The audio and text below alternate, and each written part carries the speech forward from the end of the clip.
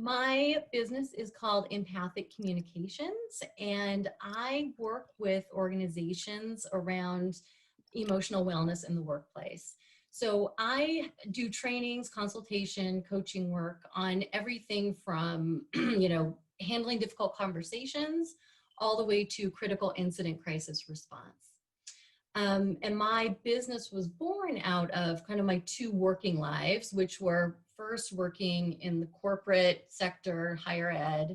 And then I went back and got my graduate degree in counselor education and worked in mental health for a few years. And I started doing this really organically because a company that I had used to work for asked me to come in and do a training around grief and loss. And it was completely eye-opening because for me, it was just this very kind of basic training that we did, but realizing that these are things that people don't talk about, certainly in the corporate world and, kind of our emotion base that we all bring to the forefront all the time. So it really opened this exciting path for me, which I've really been doing ever since. So what I'm going to do today is I'm going to pull up my deck and I'm going to go through some slides talking about our wonderful topic of getting through the holidays this year.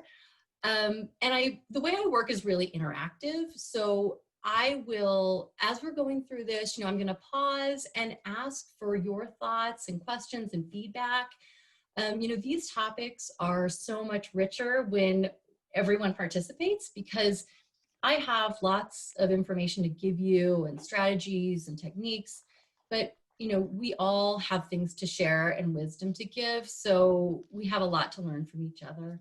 So I just invite you to share whatever you're comfortable sharing and participate in whatever ways feel good for you today.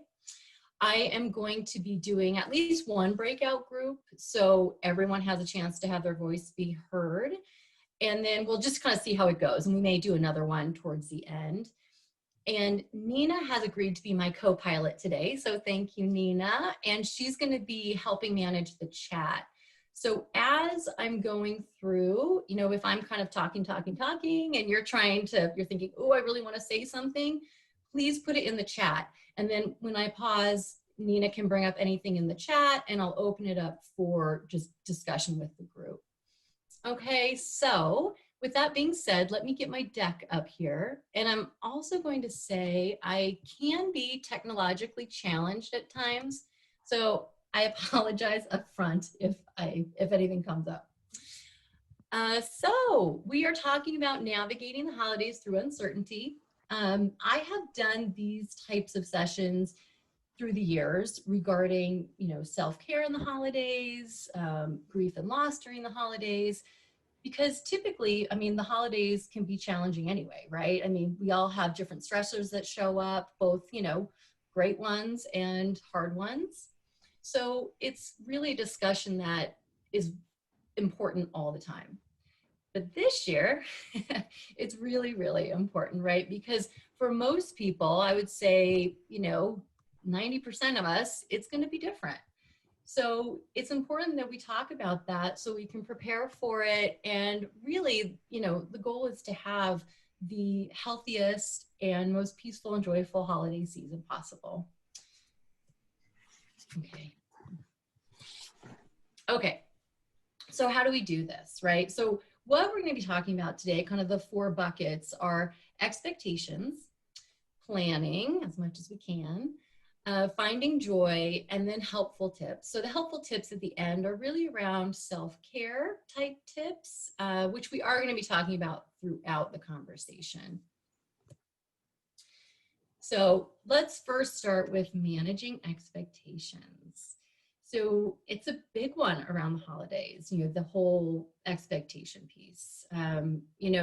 Expectations come at us from all different areas, right? They come at us from the culture, from our families, from our friends, and really from ourselves. We oftentimes have such high expectations for ourselves around the holidays, and not only what things should look like, but what things should feel like, everything that we're supposed to do.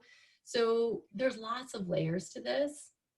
So one thing I just want to put out to everyone is to take away kind of that how things are supposed to be or supposed to look or supposed to feel. Those shoulds that we have in our lives. So, really kind of, I like to say, just take those out of your vocabulary as much as possible, because they're not really helpful most of the time. And they're certainly not helpful right now, when we're thinking about this holiday season. And that can also be really liberating. So I also don't want to think that everyone's feeling, ultra challenged or ultra stressed in negative ways. Some people might really be feeling relieved that some of the expectations that we normally have aren't out there. And that's fine too. So whatever you're experiencing right now is okay. And, letting yourself embrace that and feel that. So, one way to help adjust our expectations is really to recognize and appreciate our needs. So, is everyone familiar with Maslow hierarchy of needs? Probably. So, just a brief overview of that is the pyramid right here. That is his framework, which is really about, we need to make sure that our basic needs are met, to kind of move up into getting our other needs met, the lower order needs to the higher order needs. So the reason why I put this on here today is because I talk a lot about needs in the work that I do. And sometimes I get looked at like deer in the headlights, like, I don't even know, number one, what my needs are, or how am I supposed to identify those needs? And so, kind of starting with Maslow can be really helpful. And also, we're all at different levels of what basic needs are being met. So there's a level of privilege in this. So I'm kind of making an assumption as I'm talking with all of you here today that most of your basic needs are met, but that might not be true. So really starting with that base level of, are your basic needs being met, in order to even think beyond that, to think beyond the needs of, do I have enough food to put on the table for my kids? Am I concerned about my shelter? So we need to have those needs met before we can think about, connection in those elements. But as we are looking at this today in this conversation, thinking about those bottom three layers, really. So again, the basic needs. And what I will comment on basic needs too is one that we really can bypass or not think about often is sleep, and how critical sleep is to us, for our whole well-being holistically. And how often, even in our culture, we wear it as a badge of honor. It's like, oh, I hardly had any sleep last night. I'm great. I'm fine. And that is really not a way to have optimal health. So really just keeping that in mind. With safety and security, right now, this is a big one, the health and safety piece. So thinking about, what are your needs this season around health and safety? What do you feel comfortable with? People have really different needs around this right now. And understanding what yours are, so you can set your expectations around that, and also communicate your expectations. And we're going to talk about communicating that soon, but that's really important. And then connection, of course. So that love and belonging piece. What ways can you connect this season that will be fulfilling to you? That, again, it might be different than last year or years before. So what ways can you implement that into this season that feel good? And we're going to do some brainstorming shortly. So the next part of this is awareness. So we've got the needs, and that, of course, we have to be aware of our needs as well. But now let's look a little bit about identifying emotions, and getting curious. So when I say that, it's oftentimes we kind of push down our emotions or don't tune into our emotions. Or we can also get really judgmental with ourselves about our emotions, for an example of, oh my gosh, it's a holiday season. I should be feeling really joyful and happy, and I'm feeling really sad. Instead of just kind of acknowledging that sadness and getting curious about it, we can really judge ourselves, and that can just create a spiral, right?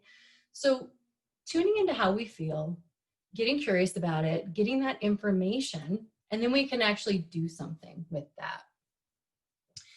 And acknowledging losses. So this year has been a year full of losses. So I don't say that to be kind of Debbie Downer or be negative. I say it to be really realistic. You know, we've had losses from, you know, some people have had the most extreme losses to, you know, just lighter losses as far as not being able to go into the office, you know, and that might feel really big to some people.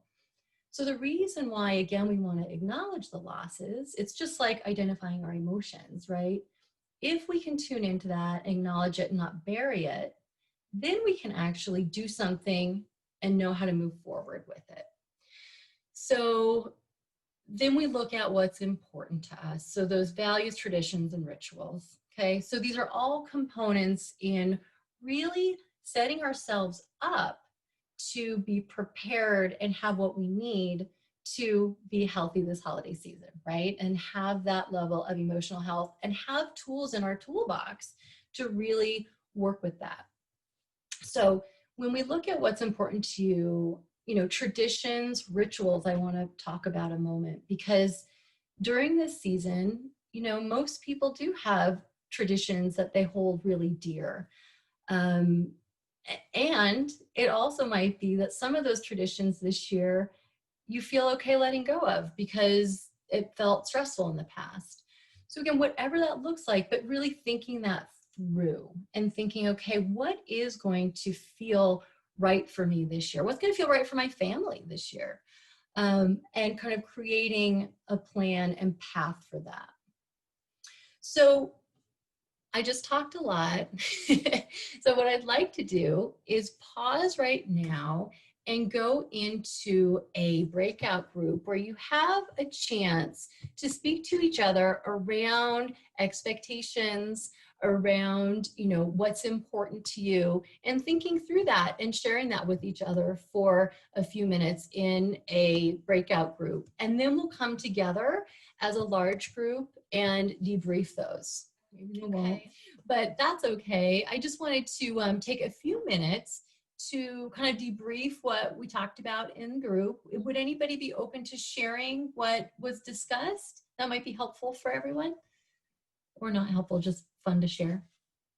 Yeah, me and Amy were talking about how you hit something about traditions.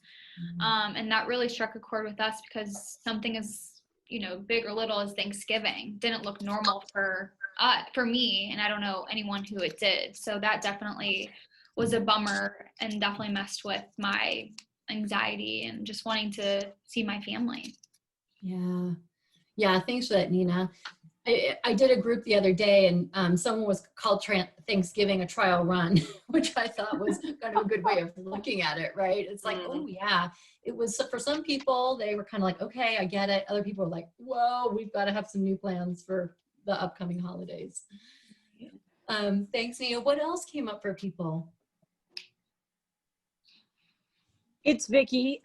We were talking about, Erin and Victoria and I were talking about, I feel like their industries have been disproportionately hit in what I guess you could call arts and entertainment with theater and dance.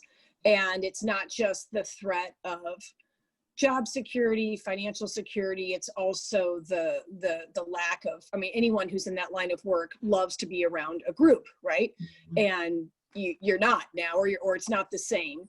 And so that has to hit them on many levels. And I was just listening to them, just feeling very sympathetic. My job has continued on completely uninterrupted as normal. The only difference is that I'm at home because we're not allowed to be in the office. So I almost felt bad talking to them because I thought, oh. But my biggest loss this year is the loss of, I guess, what you would call work alone time. Just having the 3 kids at home and homeschooling because the school is closed, and not being able to get my work done and then still being expected to perform normally plus more because in the financial services industry, there was just so much drama this year. So that's been my biggest loss. And it's hard, by the way, I don't want to compare. I'm trying not to do that this year. Everybody's got their own mixed bag, but sometimes it's hard. I'm trying to, Lori, I'd be interested in what you think about that. Like trying to not compare, meaning I'm like, oh, I don't have a right to feel bad because other people have bigger losses going on right now. I'm trying to not talk that way to myself. Like it's okay for me to grieve over my loss, even though it's not the same as having a deceased parent from COVID and a loss of a job or something more extreme. Yeah. Vicki, thank you so much for sharing that. And thank you for asking that question. I think, we do this to ourselves all the time, right? And right now it's even, it's exacerbated for all those reasons that you just shared. So, there's I don't know if you're familiar with Kristen Neff's work on self-compassion, but it's wonderful. And she has a great website that has a lot of great tools to help with this. Because we do have to acknowledge our own losses. They're real and they're real to us and we're living that. So that does not diminish your loss, right? I can still feel sad that, I don't get to go to my favorite holiday party, right? That's obviously seems trivial, but at the same time, that might be a big loss for someone, whereas someone else has what they could deem a bigger loss. And that's just as legitimate. Okay. So really being kind to ourselves, acknowledging that, and knowing that that doesn't diminish anyone else's experience. Yeah. Which is easier said than done. I realize, Yeah. but it takes practice, right? And, so I wholly recommend Kristen Neff's work. I'm going to Google her right now before I forget. Wonderful. Thank you. Thank you. What's her last name, Lori? It's Neff, N-E-F-F. Okay. Yeah. And I can give you guys tons of resources too later, and happy to send them out on any topics that are popping up for you. So thank you. Anything else that someone wants to share with the group that you talked about?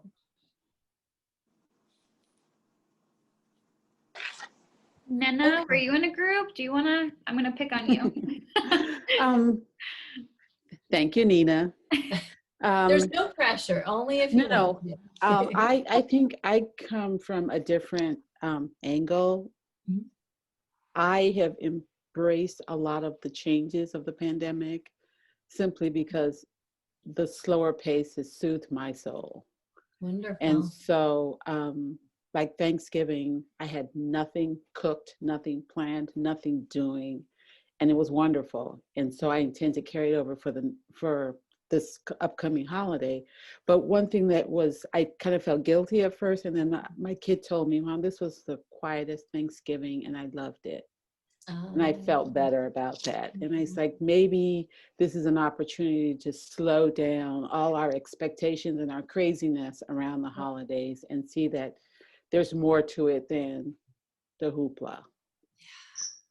Wonderful. Thank you for sharing that, Nina. Because again, some people, we're all going to have really different experiences, and it's tuning into that. And even hearing you say that to me felt like I felt in my soul, yeah. I mean, there is a real gift in that, right? Sometimes we can't always see it. And sometimes, you're not able to see it for whatever the circumstances, but even hearing that different perspective is really helpful. So thank you. Thank you. I am going to go and just kind of carry on from the slides.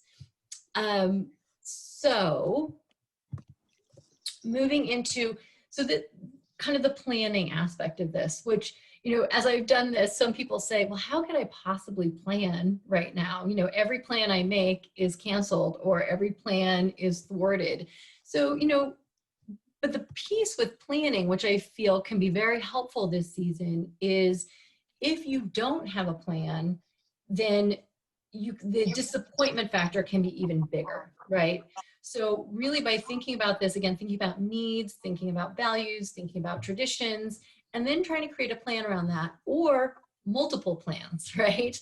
You may have plan A, B, and C, or you may have one plan and a backup plan, whatever that looks like. But that can be very, very helpful. And so, I've done the A for the acknowledging and adjusting. So acknowledging what's going to be different and what adjustments do you want to make to that or not, or is it going to be the same, or is it going to be quieter? And that's great.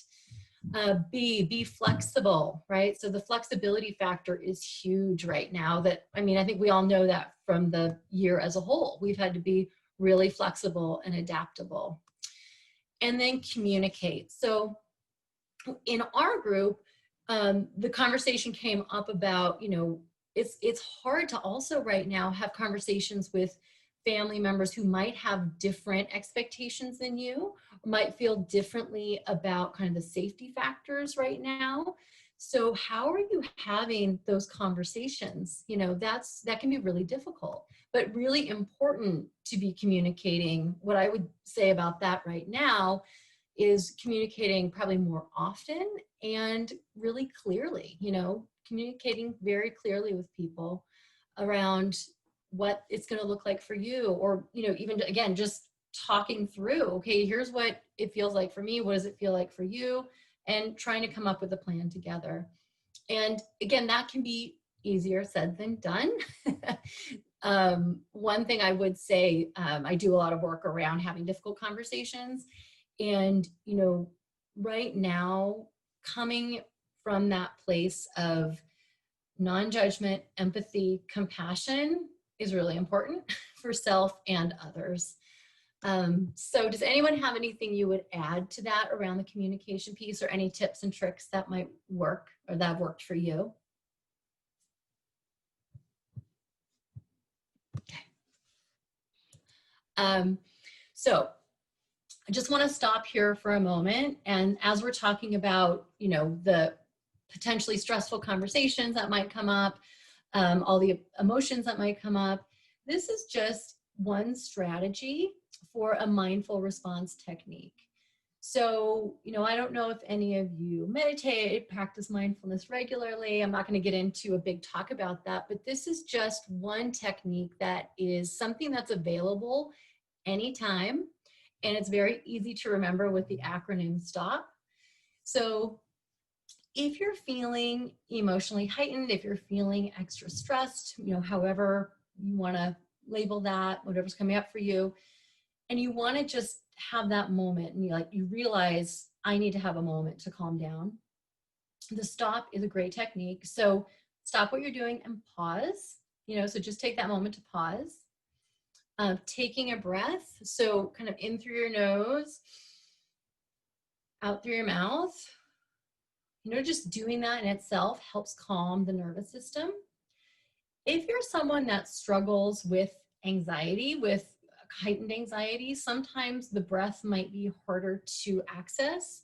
And one thing you can do is touch points, and this is part of grounding exercises. So touch points are just really tuning into our body. So it might be feeling your fingertips like that. It could be putting your feet on the floor, feeling your feet on the floor. Could be feeling your seat in the chair, whatever it might be, but that kind of brings you into your body and helps relax. And then the O is observing your experience. So just naming what is stressing you out at the moment. So those stressors, one could be, I'm feeling overwhelmed with the amount of work I have right now that's on my plate. Noticing it, the emotions that are coming up with that. I'm feeling anxious. I'm feeling overwhelmed. And then the sensation. So where is it showing up in your body? So that's that piece of awareness. And by doing that, by naming it, you can tame it. I don't know if you've ever heard that phrase before. You feel it, you can heal it, right? So utilizing that to really help move forward, okay? And then finding joy this season. So for some of us, it may be just harder to find joy right now. For others, it might not be, it might be just fine. You're finding it in different places, but it really is important to be trying to incorporate that into your daily life as much as possible. And it can be in really small ways, so it doesn't have to be, oh my gosh, we're going out to a big light show or whatever it might be. It could be, what? My joy is every morning I am putting eggnog in my coffee, and that makes me really happy. I'm not talking about spiked eggnog. That probably wouldn't be a great idea every morning in your coffee. But these little moments of joy are really important. So I'm just going to look at the time. Let's do one more breakout group. And I would like you to share some ways that you are finding joy and incorporating that into the season for yourself. So Nina, would you mind doing breakout groups for us one more time? Yes, and I put the question in the chat box if anybody wants to remind themselves. Wonderful. And when we come back, we'll review the chat box too when we do the debriefing. Okay. People will be popping back in, I think. Yeah. Some groups wait until the very last second to pop back in. It's like, That's good. That means there's good discussion going on. That's great.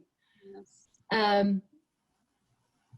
So Nina, would you do me a favor and just check the chat? I can't see it. I was just going to. So some people Thank you. some people are saying that they really love the roundhouse breathing techniques that you suggested, and how that helps them. Personal safety is concerned. It's hard to be flexible and compromise. Just lots of really notes, liking your suggestions and ideas. People having kind of all-time high for anxiety right now. Saying, you know, normalize your feelings instead of saying, gosh, I'm feeling selfish right now with my feeling, but maybe validating them more. People dealing with everyday losses is a common thing, so you're not alone. So those are just kind of the gist of the messages, but no specific questions yet. Thanks, Nina. And thanks all of you, because that's, again, is so helpful to hear what's on everyone's minds and to be sharing different thoughts and techniques and strategies with people. So would anyone be open to sharing some pieces of joy that you talked about? Again, this can be really helpful if anyone's struggling with finding some joy.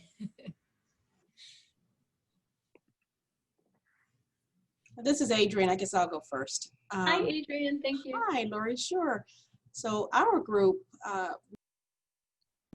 we talked about, Jill was mentioning how she's grateful to hear her dog bark. You know, we were talking about being intentional, about being grateful, like just being intentional, even when sometimes it's on your nerves. And we were just talking, for instance, like your dog barking, but then to say, oh, you know what, I am just grateful about my dog.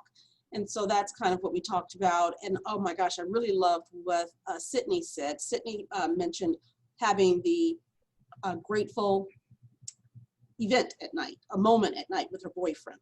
List 3 things in the day that you were grateful.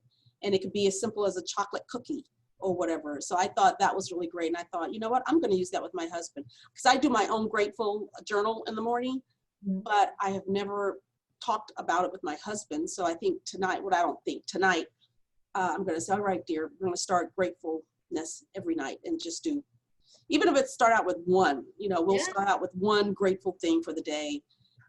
So that's kind of what we talked about, but I'm sure Sydney or Jill can add to it. But it was a really good conversation about being intentional, about being grateful. Wonderful. Thank you, Adrienne. And just to comment on that, gratitude it's an evidence-based practice, actually. It really does work when we do it. And the key to all of this is it can be really small, micro things that we're doing. But if you do them consistently, they become sustainable, right? And they really start making a difference. So I love that you were saying, you can implement this, just start with one a night, right? Just one thing to be grateful for. That's enough. That's fantastic. So thank you. What else came up in people's conversations? I can add a little tip on that. Oftentimes if I'm upset or something has happened and I'm venting to my fiance, he'll say, I want you to text me right now 1 to 3 things you're grateful for. And it kind of distracts my mind and then kind of like brings me back in. It's like, okay, wait, things could be worse. I have a lot of great stuff going on. He sounds like a keeper, Nina. He's great. He really just keeps me sane. Wow.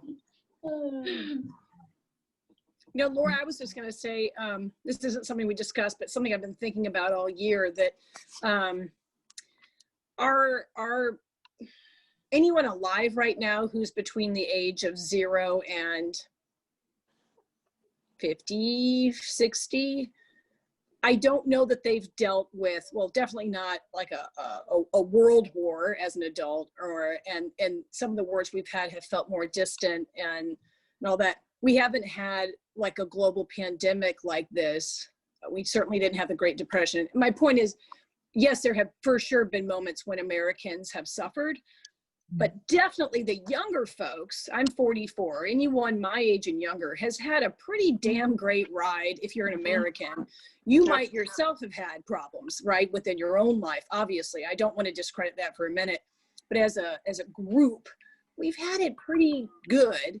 And I think this is the first time, and please correct me if I'm wrong, because I feel like, am I missing something? But that a lot of us have had to be tried on a daily, ongoing basis with no real defined end in sight, as to be mentally strong and mentally tough and really have that grit. So I've been trying in my better moments to take the frustration and all that. And I think about, other people have gone through stuff worse. Again, my tendency to compare, but trying to make that comparison positive and say, how did they get through this? What skill sets did they develop? Because when I work with my older clients, I hear them talking in that way because they've lived through things. And so I'm hoping that we can learn how to learn some mental grit, if that's a term, Yeah. Thanks, Vicki. That's it's all about perspective, right? I mean, I think that's such a great way to see it. And again, that comparison there can be a helpful element to that, right? As long as you're not going down that road, which is really bringing yourself down. But if you can look at it in that context, it can be helpful. Thank you for sharing that. Sorry, I think someone else was going to comment on that. I was just going to say, to kind of piggyback off Vicki's comment, that when this all first started and they were comparing it to the Spanish flu in the early 1900s, and just thinking about how much the world has changed, and the fact that like we're all on a meeting together right now, and that like they did not have that luxury, and so that makes me thankful for the fact that, yes, we're going through a global pandemic, and yes, it is really challenging at times, but we can all still connect, and we can all still stay involved in a community and be immersed in people, even though we're not physically together. And that brings light to kind of the whole situation. Thanks, Erin. Yes. Amy, sorry, were you going to say something? Oh, I agree. It's we don't realize, like, I remember watching in January where Italy was shutting down and Europe and stuff. We're like, that won't happen here. Yeah. February rolls around, we're like, yeah, whatever. And then March is kind of like, wow, it's happening here. No matter where you lived, it was happening in some capacity. And so we do take for granted, we'll watch something over and that's really sad. And then you go back to your life. I'm just as guilty. And then it's like, wow, this is really happening. And then everything that's been connected to it, it's just, it's affected you in one way or shape or form. And the quote, what's normal, which to me, normal is a cycle on a washing machine. But what normal is going to be us moving forward and really just being like, grateful for what you do have. I was sharing with Nina that I had some losses too in my past, and like a few years ago we were kind of in a almost homeless situation and all this, and now we're looking forward to like doing new things and stuff, and it's just moving forward. But I know that I'm similar to Vicki. I know there's been some folks that have had some losses that are not in that situation. They're living out of their car, that are not, like, this year has really been rough on them, or they've lost a loved one, or, you know what I mean? And my heart goes out to them, but I don't know what else to do other than pray for them. And it's rough. It's like the survivor's guilt kind of thing, Like, I didn't have someone close to me so far, although it seems like more people in my Facebook group and friends list is popping up with COVID, and or somebody that has. But it's like that survivor's guilt in a way that you didn't have that devastation, but it's still affected. It's affected my business. It's affected people that I interact with. Like, we went on a trip and it affected every part of our trip. Yeah. It's just strange. So. Yeah, thank you for sharing that, Amy. Yeah, I mean, it's true. I mean, everyone's being impacted in one way, shape, or form. And, I think what you've all touched on, Vicki and Erin and Amy, is that perspective, right? I mean, we do need to acknowledge our own losses and our own feelings and experiences. And that allows us to help us move forward and shift our perspective, right? And shift and say, okay, yes, this is true. This is what's happening for me. And I can also acknowledge that, wow, I am super grateful that I'm not in that situation. And how can another piece of that is that piece of helplessness, Amy, that you mentioned, because I think we all feel that too in some capacity. So how can we help in small ways, right? It doesn't have to be, again, massive things we can do, but even little small ways to help can also make us feel really good. So, that's another aspect to help bring joy in during this time. Thank you all so much. I'm just going to move on. I just have a couple more slides for us to move through, and then we can finish up. So this is, Vicki brought up comparison. So this is my quote about comparison is the thief of joy. I'm sure many of you have seen this before. But again, if we're in that comparison mode where we're constantly looking outward and seeing what other people are doing and feeling, and again, we're in this curated world with social media, and if we're looking at that constantly, it's so easy to compare in a negative sense. So we want to stay away from that. And then, this is the last one that I'm going to be sharing with you today, but some helpful tips for self-care. And I'm also calling it self-preservation this time because, oh shoot, I think I've lost you for a second. Oh, you guys there? We can't see your screen though, Lori. You can't, oh, sorry about that. No worries. Thank you for your patience with me. Can you see this? Yes. Okay, great. So this is just kind of a list of other ways to be practicing self-care. And again, I'm using the term self-preservation right now because I feel that self-care often is this term that is bandied about, and people think, oh, well, I'll take a bath or go to the spa or whatever. Those could certainly be pieces of your self-care, which is great. But self-care is about a whole lot more than that, right? It's the practices that we do every single day to be taking care of ourselves. That starts with basic needs all the way through to, emotional needs and our, deepest desires, all these pieces that fill us up. So how are we taking that time? And, as I'm speaking with a collective of women today, I will also say that, as women, we tend to be, and again, this is a big generalization, so I'm going to blanket that, but the caregivers, right? And so when we're constantly giving to our family, to our friends, extended family, work situations, whatever that may be, we can just get depleted and not even realize it. So, really ways that we're practicing self-care on a daily basis. So we've talked about some of these already. Getting outside. If I don't know what the climate's like in St. Louis. What is the climate like in St. Louis these days? Old. Cold. Oh, So it's sunny today. Is it? I might go for a walk. Oh, good. Well, it might not be as easy to get out in St. Louis, but here in Denver, we definitely can a lot, which is great. But, finding ways to move your body in different ways, to take a break, again, connecting with others. And the connection piece obviously is so important just in general. As human beings, we're wired to connect. And we all have different needs for that. Some people need it more than others, but we all do need it.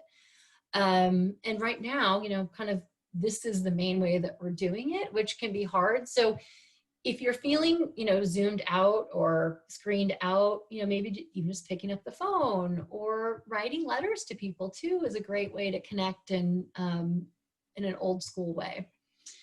But what else, as we end today, this is my last slide. So as we end today, can you guys just share a few ways that you're practicing self-care, self-preservation that has been working for you? We talked about gratitude, which is fantastic. That's obviously one that's on here. But what else are people doing? Some really specific things. I think something that I've been doing is making an effort more. So whether that's making an effort to my friends that live out of town, or making an effort to call my grandma, or making an effort to just put time aside for myself. So whatever it may be, just making an effort. Great, thanks, Sydney. Yeah, kind of that intentionality that was talked about earlier. Great. I've started taping the news so I can fast forward as fast as I want to or not. That is one great idea. Oh my God. Delete good. at the end of the day. Fantastic. I may take you up on that one. Sure.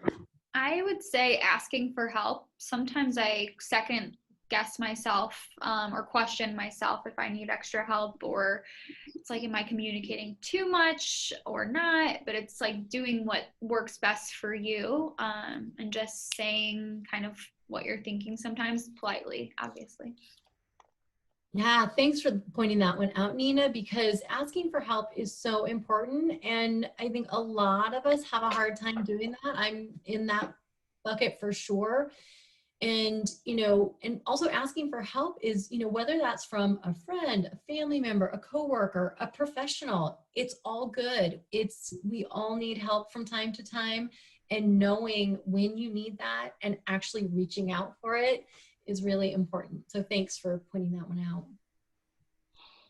This is Adrienne. I use my Headspace app more now. Great. I downloaded it, and sometimes I just forget. And in the mornings when I'm doing my personal devotional, I just run out of time. And so I've been trying to be, I'm not there yet, but I'm trying to get better with it. And I even downloaded the Calm app. So I have 2 apps to try to help me in this process, but you got to do it. It only works if you work it. Yep. Oh my gosh, Adrienne, that's always how I end my sessions. Thank you for saying that, because it's true. The big piece about self-care is, number one, knowing what works for you, because we're all different, right? So what's going to be relaxing and, feel good for me may not be for you. Like for some people, I always use cooking as an example, because for some people, cooking is super relaxing and therapeutic. It's the worst for me. Like if I never had to cook again, I wouldn't, but so that's such an individual choice. But I need to know what works for me. And then I need to know, okay, when do I need it, right? So that's that awareness piece around what is stressing me out, how am I feeling? And then I actually need to implement it, right? Because if we don't do it, it's pointless. So those are the 3 steps that are critical in this. So thank you for bringing that up, Adrienne. Does anyone else have anything they'd like to share with the group? I'm not sure that this is applicable to you youngsters, but at my age, I have some orthopedic challenges, but yet I need to move my body. So I have discovered chair exercise on YouTube. Now there are other exercises too. And with the challenges of weather, doing a regular exercise is very good for me. Good for me physically and also psychologically. Thanks so much, Donna. That's so true. And YouTube is phenomenal right now with that, isn't it? Because I started doing yoga with a friend of mine in Massachusetts, just so we keep each other accountable and we're not being able to go to regular classes that we would go to. So thank you for that. Anyone else have some things to share? Erin? Yeah, I was just going to say that I, similarly to what you said earlier, Lori, about, as women, we don't necessarily put ourselves first. my self-care is always the first to drop when I get busy, and I'm very, very much always busy. So I have started to just really block out times in my calendar to do certain things, and making commitments to others that I know will force me to take care of myself. Like I, promise my husband that we will have a movie night because I know that I need to sit down and just like relax and have a movie night. And I signed up for this 5K for a charity that I am working with because I know I need to get out and run a 5K, and I know I'll feel better afterwards. So sometimes by making the commitments to other people and like trying to help them, I'm actually helping myself. So I'm kind of going more in that direction right now. Oh, Erin, thank you for sharing that strategy. I think that's one that's really useful to so many people. Thank you. I'm actually doing with a client in the new year a self-care challenge with the organization. So in order to just get people really, instead of focusing on goals, New Year's goals that we always go by the wayside, really focusing on, again, these really micro steps and making it fun so it becomes that consistent habit. And so, that example that you just shared is, again, one strategy with people, which people might not necessarily think of, so that's wonderful. So I'm mindful of time right now. We're out of time, and I want to honor that. So I just want to thank you all so much for being here, for participating and engaging in this time. And it's been a pleasure. I'm sure I didn't get to meet every single one of you, but I hope I do at some point. And I hope you really do have a restful, peaceful, joyful season, even though it's going to be looking differently this year. Thank you so much, Lori. This was great and came at perfect timing.